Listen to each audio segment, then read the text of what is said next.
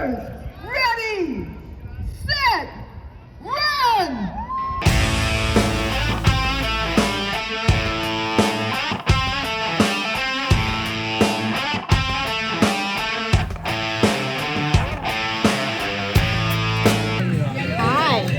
So we're at the Cloud Run, and I'm with Beyond the Megawatt podcast, and we're asking everyone, what is the cloud? Is it a type of run?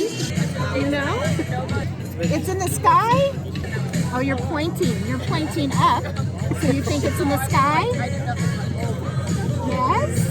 Clouds are up there. The clouds are in the sky. Where do you think the cloud is? Downstairs. You think it's downstairs? Clouds are data centers. Did you know that?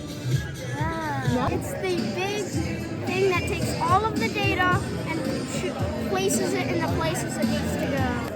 It's a data center company, I think.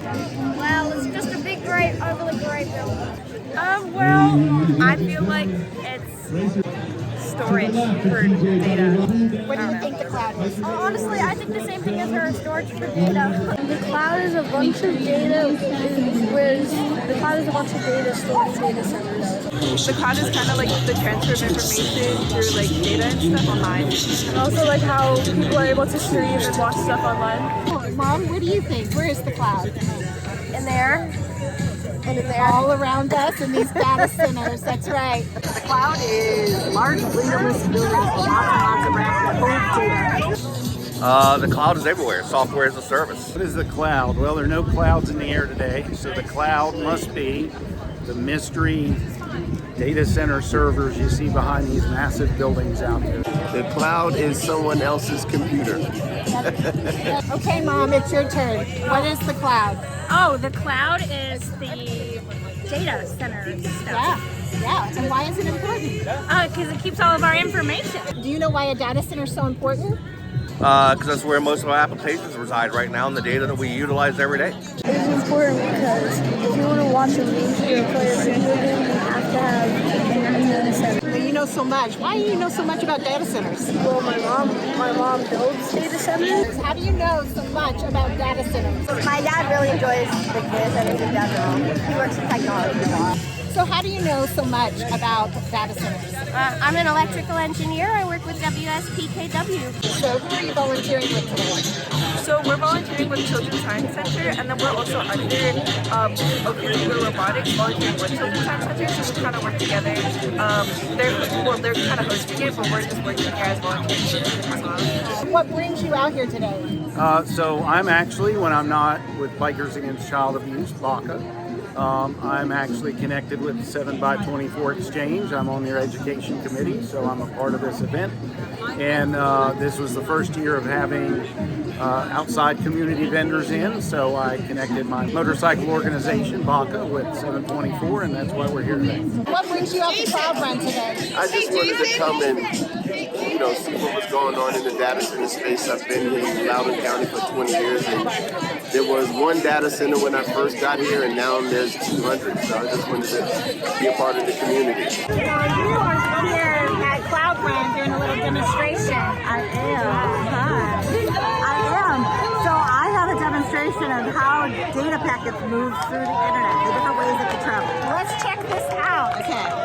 So if you took a photo, it would be broken down into little packets of data. So we're going to start out with the fun run. And it would travel through a router, and the router might send it undersea, and an undersea cable. So the undersea cable William. goes through the data center and back Grant to your Williams, come pick destination. up your award. You send it back. Sorry, they're toys, so you know they don't always behave. Look at them, still running. And it might go underground. Still running. So there's an underground, and it goes back to a router, and the router is going to decide. All right, to second send it place for the fun run. So That is amazing. What a great way to demonstrate for children a fun way of how internet gets to us at our home. That is amazing. Thank you so much. Of course. Yeah. Of course. Now you're with a company that is beyond the megawatt. How do you support the data center world? Yes, so I own a marketing company, and I help businesses, like B2B businesses, sell to end users mostly. So I do create communication materials, marketing materials, and then I also do a lot of work with the school system to explain to children and the community community what data centers do. And you're doing a fantastic job. Thank you for all your support and volunteering. Thank you. Tell me, what is the cloud?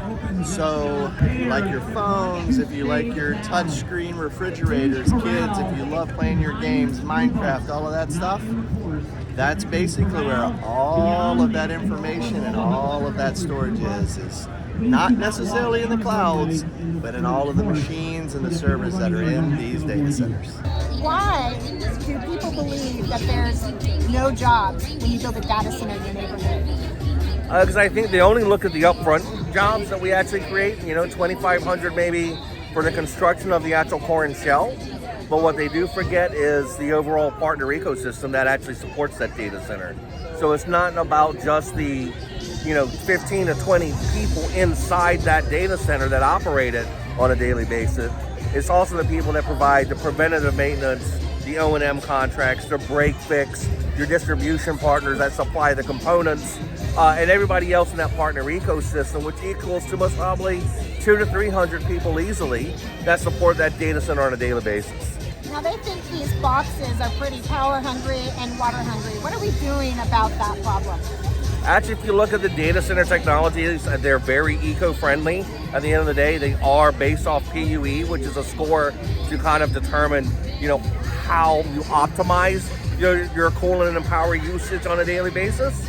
That is one of the premier metrics that we use in the data center. But then it's other things like with the cooling systems that we use today, most of them being on closed loop systems, which means we're recycling the water and reusing the water that's there. But not only that, also trying to find alternative energy sources to generate, store, and manage the power for the data center. Thank you for helping me educate.